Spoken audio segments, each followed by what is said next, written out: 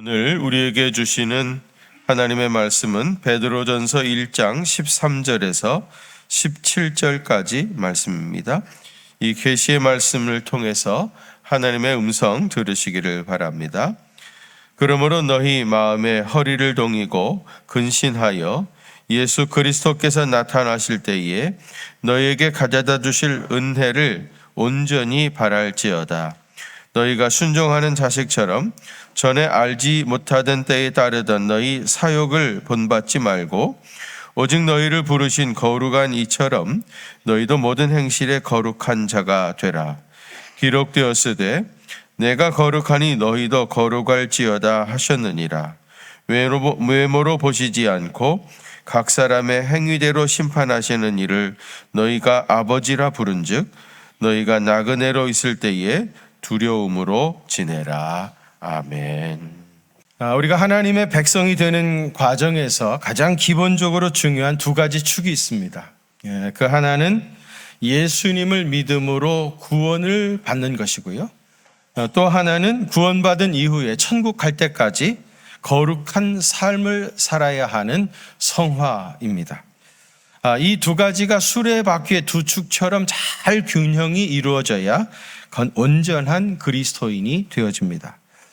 구원이라고 하는 건 뭡니까? 영어로는 salvation이라고 하는데요. 이 구원은 하나님의 은혜로 값없이 주시는 것입니다. 솔라 그라티아, 전적인 하나님의 은혜로 우리에게 주어지는 것이 구원이고요.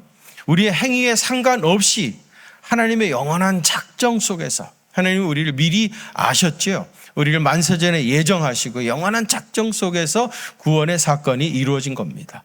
그리고 이 구원은 생명이 잉태되어지는 순간처럼 일순간에 되어집니다. 그러니까 이 구원을 받는 과정에서 실제로 우리가 행한 것은 아무것도 없습니다. 우리의 의지와 상관없이 하나님께서 일방적으로 우리를 택하셨고 당신의 자녀 삼아 주셨습니다. 이것이 salvation, 구원입니다. 그 다음에 그러면 성화라고 하는 건 뭐냐? 영어로는 sanctification이라고 하는데요. 구원받은 백성이 예수님을 닮아가는 과정입니다. 이것은 갑자기 어느 날 아침에 이루어지는 것이 아닙니다. 우리가 예수님을 믿고 구원받은 백성이 되었다면 마땅히 예수님을 닮아가야죠. 그게 정상입니다. 아이가 태어났는데 아버지는 전혀 닮지 않고 이웃집 아저씨만 너무 많이 닮았다고 하면 그 아이가 사랑스럽겠습니까? 당연히 자녀들은 아버지를 닮아야 하는 것처럼 우리가 구원받고 예수님의 자녀가 되었다고 하면 마땅히 주님을 닮아가야 할 것입니다. 그런데 예수님을 닮는 것은 기계적으로 되어지는 것이 아닙니다. 다시 말하면 성화는 내가 가만히 있는데 저절로 어느 날 되는 게 아니라는 겁니다. 구원은 일순간에 하나님의 전적인 은혜로 완성되지만은 성화는 평생도록 노력하고 힘쓰고 애써 가야 그래야 점점 더 주님을 닮아가게 됩니다. 오늘 우리가 봉독한 본문은 어떻게 해야 우리가 성화에 이르게 되어지는가? 어떻게 해야 우리가 주님을 닮아갈 수 있는가에 대해서 말씀하고 있습니다. 그 첫 번째로는 마음의 허리를 동이고 근신하라 그랬습니다. 마음의 허리를 동하고 뭐 하라고요? 근신하라는 겁니다. 이 근신이라고 하는 헬라 말은 네폰테스라고 하는 말인데요. 이 네폰테스는 마약이나 술을 전혀 마시지 않는 것, 그게 근신이고요. 마음과 행동을 침착하게 하는 것, 그리고 사치와 방탕에 빠져들지 않는 것, 방종하거나 게으르지 않는 것, 이것이 네폰테스, 근신입니다.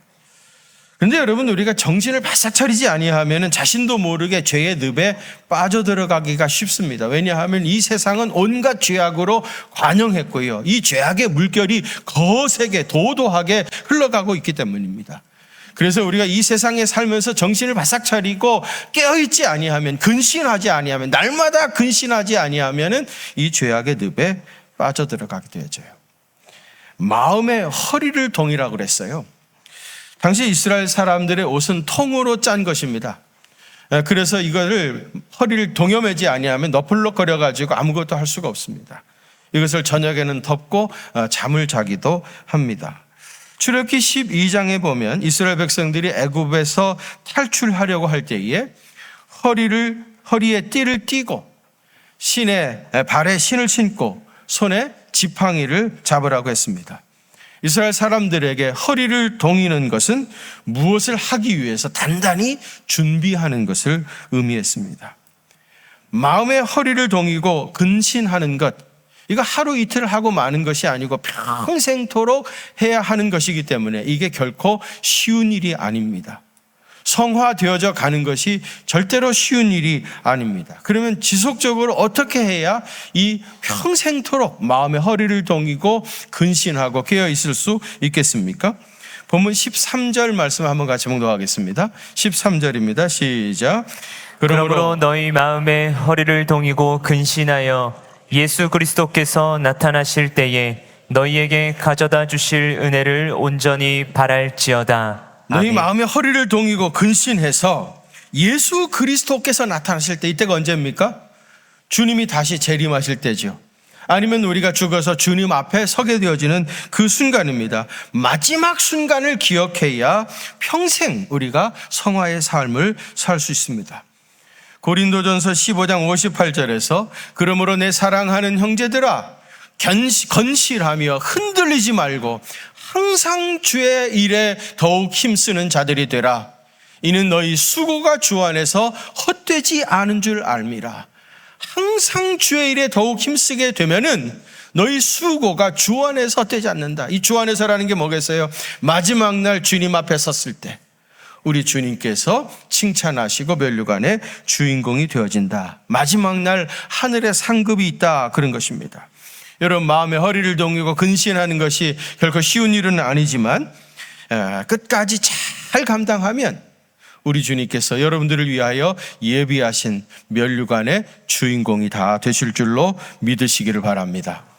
두 번째로는 사욕의 종로를 타지 말라 그랬습니다. 어떻게 해야 된다고요? 사욕의 종로로 타지 말라. 이 사욕이라고 하는 게 뭐예요? 물질이나 권력이나 명예나 쾌락, 이런 것에 대한 욕심입니다. 베드로전서 4장 3절에 너희가 음란과 정욕과 술 취함과 방탕과 향락과 무법한 우상 숭배를 하여 이방인의 뜻을 따라 행한 것은 지나간 때로 족하도다.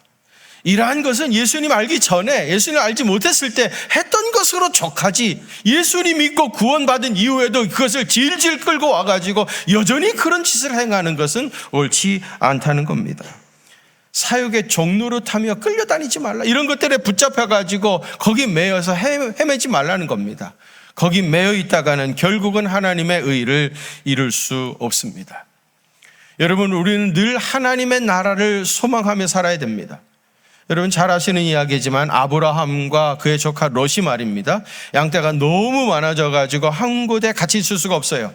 그래서 이제 이들이 헤어지게 되어지는데 아브라함이 자기 조카 롯에게 네가 동쪽을 선택하면 나는 서쪽을 선택할 것이고 네가 서쪽을 선택하면 나는 동쪽을 선택할 것이다.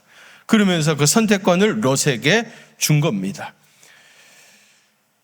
아브라함이 이렇게 선택권을 자기 조카 롯에게 깨끗하게 줄 수 있었던 이유는 그는 늘 하늘을 소망하며 살았기 때문입니다. 땅에 있는 것들에 연연하지 않았기 때문입니다. 그래서 땅의 일로부터 그는 자유할 수 있었기 때문에 그 선택권을 롯에게 주었던 겁니다. 롯은 자기 삼촌이 자기에게 선택권을 주니까 이게 웬 떡인가 싶었던 겁니다. 그리고 늘 들어보니까 요단 동편 땅이 푸르고 초원이 많았습니다. 그래서 잽싸게 그것을 선택하고 그 길로 갔던 겁니다. 롯은 아브라함과 같이 지냈었지만은 그는 여전히 세상에 대한 욕심으로 가득 찼었던 거예요. 그랬던 롯이 어떻게 됐습니까? 넓고 푸른 들판을 선택했던 롯은 결국에 창세기 13장 12절에 보면 소돔 땅에 이르렀다고 되어 있고요. 창세기 14장 12절에 보면 그 소돔 땅에 거했다고 했습니다. 롯은 세상에 대한 미련 때문에 그 죄악이 관영한 도성 소돔에 거하는 사람이 되고 말았습니다.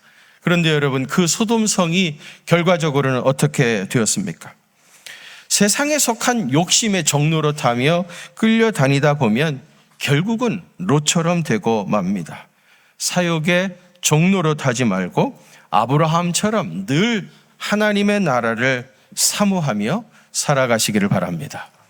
세 번째로는 모든 행실에 거룩한 자가 되라 그랬습니다. 삼손이 블레셋 여자 드릴라와 사랑에 빠졌습니다.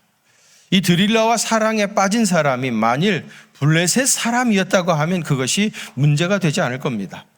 근데 문제는 나시린으로 평생을 구별하여 바친 삼손이 이방 여인 드릴라와 사랑에 빠지게 된 겁니다. 여러분, 세상 사람들은 그렇게 해도 혹 괜찮다 할지라도 우리 예수 믿는 사람들은 그렇게 살면 안 됩니다. 여러분, 삼손이 거룩함을 상실했기 때문에 그에게 주어졌던 모든 능력을 다 잃어버리게 됐어요. 말을 뒤집으면 거룩함이 곧 능력입니다. 거룩하게 살아가는 것, 세상에서 거룩하게 구별하게 살아가는 것이 하나님의 능력이 내 몸을 통해서 나타나는 비결입니다. 만일에 이것을 잃어버리게 된다면 우리는 모든 능력을 잃어버리고 삼손처럼 두 눈이 뽑혀와서 쇠사슬에 매여 맷돌을 가는 그런 조롱거리가 되고 말 것입니다. 예수 믿는 사람들은 세상 사람들하고는 분명히 구별되어야 합니다. 남들이 다 그렇게 산다고 해서 나도 그렇게 해서는 안 됩니다. 여러분이 비즈니스 하시면서 직장 생활 하시면서 또 가정 생활 하시면서 세상 사람들과 다른 것이 무엇입니까? 만일 다른 것이 아무것도 없다고 하면 나의 영은 지금 병들어 있는 겁니다. 나는 전혀 성화의 삶을 살지 못하고 있다는 뜻입니다. 여러분들 모든 행실에 거룩한 자 되시기를 바랍니다. 마지막 네 번째로는 나그네로 있을 때 두려움으로 지내라 그랬습니다.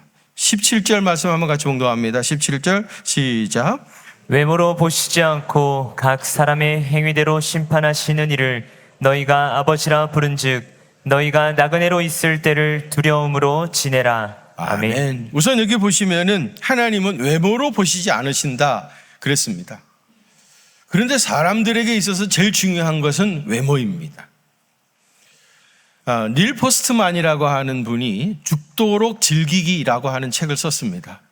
이 책을 읽어보시면 이 세상이 지금 어떻게 흘러가고 있구나, 이 세상 사람들이 무엇을 원하고 있구나, 이 세상에 대한 이해를 여러분들이 얻기 원하신다고 하면 꼭 한번 읽어보시길 바랍니다.